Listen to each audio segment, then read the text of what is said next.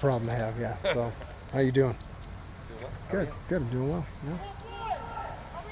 Ryan, how are things going here? Obviously, late in the season now. You have to go to Colorado, finish up next week. But how are things going at this point in the season? I mean, we're just coming off 2 straight wins, and when you win, the feeling is good, and the energy is high. We think we're getting some guys back in terms of, we came out of that game just actually relatively healthy, which is really which how physical that game was, and playing 80 defensive snaps. So just excited. It was a great day, great Tuesday practice, and guys came out with a lot of energy. And we had some fun out here today.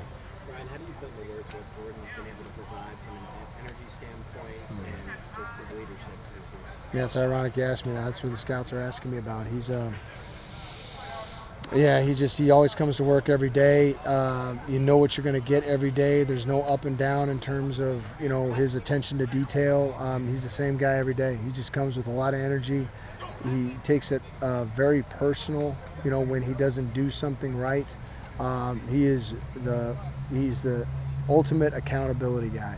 He just wants to get it right. He wants to do it right, because then when he does it, he sees that he makes a lot more plays, and that he's seeing how productive he is this year. It's awesome to see it come together. He gets better every week. Brian, what was your perception of the West Virginia game? You shut down the run for the last 3 quarters. Yeah.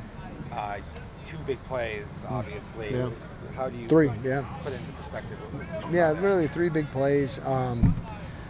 They got us in the first long touchdown. It was a scheme issue. You know what I'm saying? It was well planned by them, and they got us. Like, there's certain calls that have strengths to certain plays, and then there's other play calls that have weaknesses. And we really haven't gotten caught in extreme weaknesses. You know what I'm saying? We really just don't, and that's why we spend so much time here.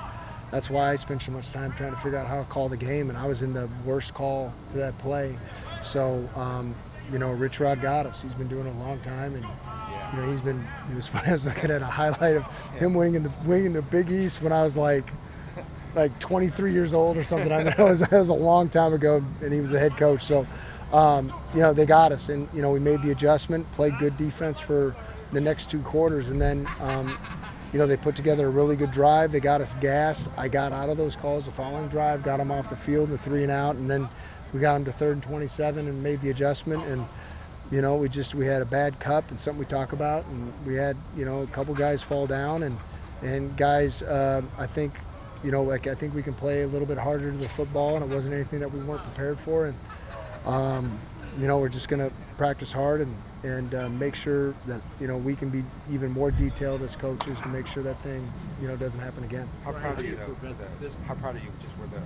ability to adjust after the first quarter and be very good against the run? Well, I mean, the big thing is we always talk about the moments, you look at the in between. Like, offenses are going to move the ball. That's what they do. They have answers. They spend a lot of time, and a lot of these coaches are.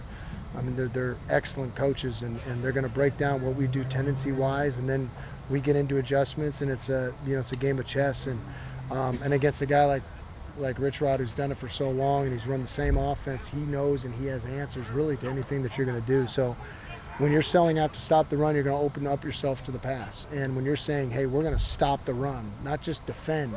And that's what we like to do on defense, is defend. We defend to get into situation, then when those moments, they got down in the red zone and we played, they had 4 scoring opportunities in the red zone, 3 touchdowns and 1 2-point, and we held them to 3 points in those 4 opportunities, and that was the difference in the game. So we that's what we focus on, is winning the moments, winning those situations, but we also practice on keeping from those big plays from happening, so we don't just give up 14 points on 2 plays, So we hold those guys to 12 points. We don't give up those big plays. We feel really good about what happened on Saturday, instead of just feeling good about the win.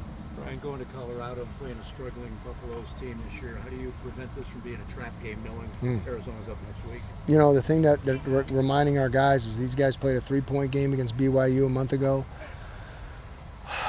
There's another couple games in there. They've lost 4 games by a score or less. So these guys could have a 7-3 record right now. A couple plays go their way. So they're a very talented team. They're good up front. They have talent. They have 2 really talented quarterbacks. They're playing the freshman, who they think the future is, but the senior is a dual threat, a runner. So we're preparing for both, and he can throw the football too. So they have really talented running backs. They got receivers that would start anywhere in the Big 12, and they're good players. So we have to be ready, and we have to play our best game. Coach, you talk about obviously the physicality. I know a few weeks ago, Coach said with contact, but I mean your guys' open field tackling has been good all year. But ever since physicality, it seems like it's just been even sharper. Is that how you see it? Yeah, I mean, we got a physical group. Like they you talk about that front seven. You add Miles Rouser into that. I mean, yeah, you got some thumpers, you got some brawlers, in there. So those guys, and now with the emergency of Watley, just playing as well as he is. I mean, we really have packages where we're going to be hard to move off the ball, and we gotta solidify. We're as good as we are our ability to stop the run. And whenever we stop the run, hold teams under 100 yards, we're holding teams and we're winning football games. Brandon, it feels like Julian Lewis has started to turn a corner here in the last few weeks. What have you seen clicking for him? Yeah, I mean he's just an ultra talented dude, and you can see that they've been simplifying that air raid offense, to make his reads cleaner. And I've coached with the O-line coach and the offensive coordinator, the guy who's calling it now, and both great coaches and very well versed in the air raid and what they're doing. So we just got to be ready, and we got to keep the ball in front of us. We got to do a great job, like you said, of tackling. If we can do that, they're going to catch some footballs, and we're going to if he gets his right reads, he's going to take what we give him. But we got to be able to tackle, and then we got to be able to attack the football. It seems like Dustin Watley's playing the best ball of his career right now. How have you seen him really step up and move him over the last few weeks? Yeah, just his growth is, not only in our system and understanding the why and what we're doing and earning the right to pass rush and being able to get people off schedule. We ask a lot of our defensive ends, and it's not just something you just roll in here and roll off the ball and rush the passer on every snap. I mean, it's, hey, we gotta get teams, into situations that we can rush the passer and affect that dude, and he's just completely bought into it, and you can see now his buy-in is a reflection of his production right now, and it's so happy for him, because we love that guy, and we love the energy that he brings, and it's anytime those guys, because I know how hard it is to play and play at a high level for an extended amount of time, and those guys are doing it right now up front. CJ Fike got a big TFL in the game. How would you just describe his impact that he may not always show up on the stat sheet? Yeah, you put him in there, it's really hard to run the football. I mean, that's the thing, is you look when he's on the field as opposed to when he's not on the field. He's just an impact player, and he's hard to move. And, he's a great pass rusher too, and I know it doesn't show on the stats, but he's affected more passes as well, this year, and it doesn't get the credit for it. So, it all starts to me with him, up front, and him and Jacob Kangaika. And if our spine is solid, we're going to be really good on defense. How do you keep guys focused on football when there's so many distractions out there on social media and all the stuff that's going on? How do you keep coaches focused? I mean, it's just we just constantly remind our guys, and we just had a unit meeting this morning. When you cross over that line into our building, everybody in the building's bringing something with them, and and that's that just goes with our core philosophy, and our purpose is to be consistently good, not occasionally great. Our goal is to do our 1/11th on every play. You know what I mean? And to show a genuine appreciation for the effort and commitment everyone makes. Is every guy you're coming in, you're flushing the things that are going on in your personal life. You're coming to work. You're coming to earn that paycheck and do it for the guys around you. And you just got to stay focused. That's what big boys do. That's what adults do. When you got something to do, you got to get the job done, and we got a great group, and we got a focus group. Thanks, Brian. Okay, thank you. Appreciate you.